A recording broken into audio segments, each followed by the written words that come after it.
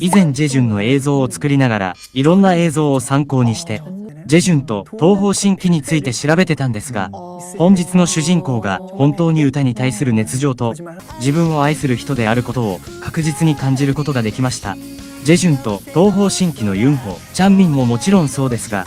本日の主人公であるジュンスは本当に歌を愛し、自分の職業を愛し、自分のことを心から大切に思っている人だと思います。本日の主人公は東方神起で強力な高音と優れたダンスで最高の人気をもらい、東方神起から脱退した後は各種ミュージカルに出演し、韓国ミュージカルの歴史に一線を画した歌手であり、ミュージカル俳優です。本日の主人公は東方神起のシア・ジュンス、そしてミュージカル俳優のキム・ジュンスです。実はジュンスの東方神起からの脱退は SM エンターテインメントとの不公正契約から始まった話でした。しかし当時の彼の心境はあまり知られていませんでした。ある YouTube 出演でジュンスはその当時の心境をファンに伝えます。25? 맞아.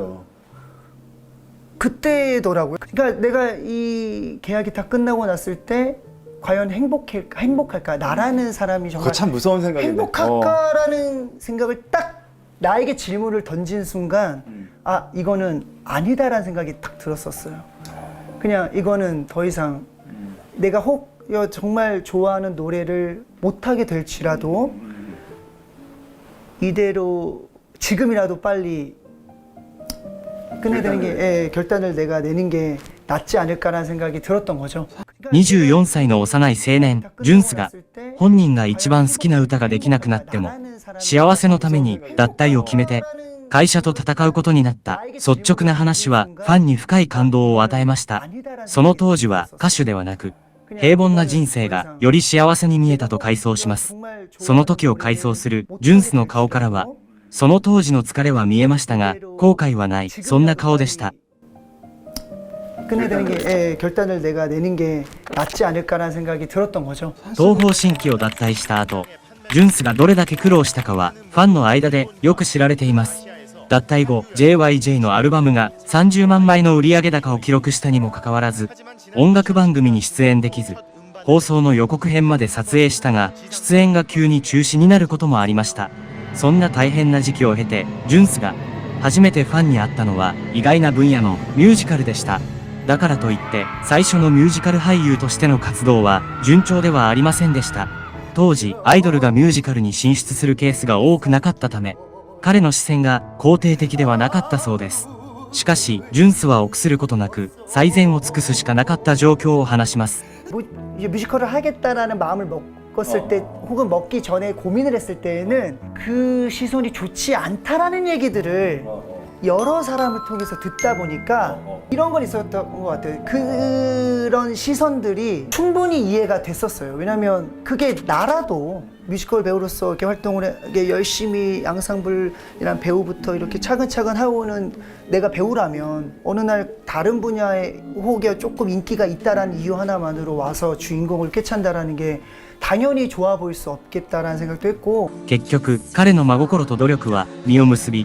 ミュージカルエリザベートを成功させ、韓国ミュージカル大賞で主演男優賞を受賞しました。彼は受賞の感想から涙を見せながらファンへの感謝の気持ちを表現しました。너무나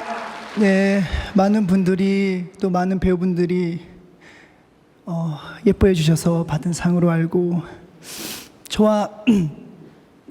3년 전이죠. 3년 전 모차르트 때부터 지금까지 저와 함께 해주신 모든 배우분들, 스태프분들 그리고 모든 관객분들께 다시 한번 진심으로 감사드린다고 전하고 싶습니다. 예. ジュンスのボーカルは東方神起や JYJ 時代にも注目されました。豊かな声量と深い音色、感情を全身で表現する舞台はアイドルを超えるレベルでした。これらの才能のおかげでミュージカルに進出した後、すぐに頭角を現しました。ジュンスは韓国のミュージカル市場でチケットパワーの伝説を作りました。2010年、モーツァルトで3000席の清掃文化会館で15回の公演を全席完売させ、合計4万5千人が彼の公演を観覧しました。2012年にはエリザベートでは14回目を完売させ、計5万5千席を記録しました。エリザベート制作会社 EMK は、ジュンスのモーツァルトの成功のおかげで経済的危機を克服することができ、これは彼のチケットパワーをさらに証明する事例です。ジュンスは大型ミュージカルが競争する時期にも、創作ミュージカルで 85% に迫る座席シェアを維持し、常に4万席以上を売り切る大記録を立てました。彼の真剣な演技と感動的な歌は、観客から連日起立拍手を受け、アイドル出身俳優の成長は、韓国ミュージカル市場の成長を牽引した大俳優としての地位を確立することになりました。ジュンスは東方神起時代から日本に進出して大人気を博しました。そのためか、彼は独り立ちの後も日本での活動を続け、日本のファンを大切にしているような活動を続けてきました。彼の日本と関連した活動の中で2つを紹介すると、1つ目はミュージカルデスノートへの出演です。デスノートは日本の漫画を原作とした作品で、2015年からジュンスは名探偵 L を演じ、ドット的なキャラクターを表現しました。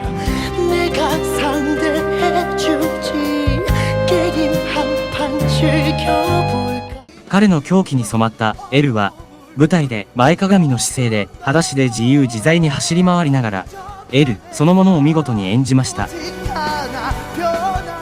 2つ目はさくらんぼです。この曲は大塚愛の曲で、10代の少女が歌いそうな明るい曲です。ジュンスは YouTube チャンネルにさくらんぼのカバー映像を掲載し、この曲はジュンスの特有な音色と歌唱力で、ファンの間で爆発的な反応を導きました。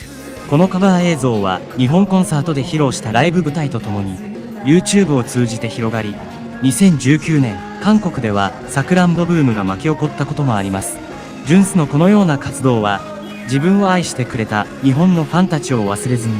機会があるたびに日本のファンのために活動する姿を見せてくれました。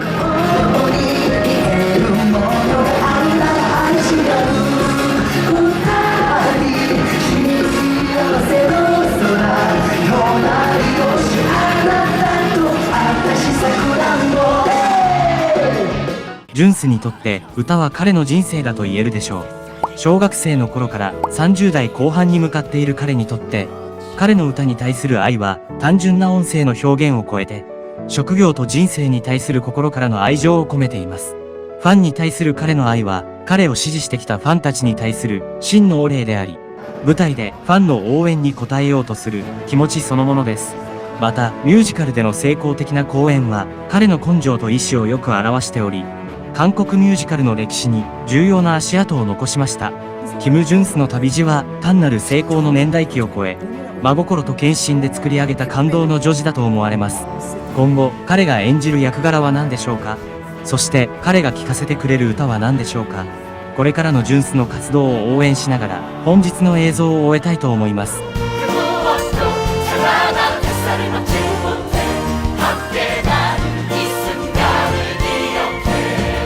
本日の動画が気に入りましたら、チャンネル登録といいね、アラーム設定までお願いします。次ももっといいコンテンツで戻ってきますので、期待してください。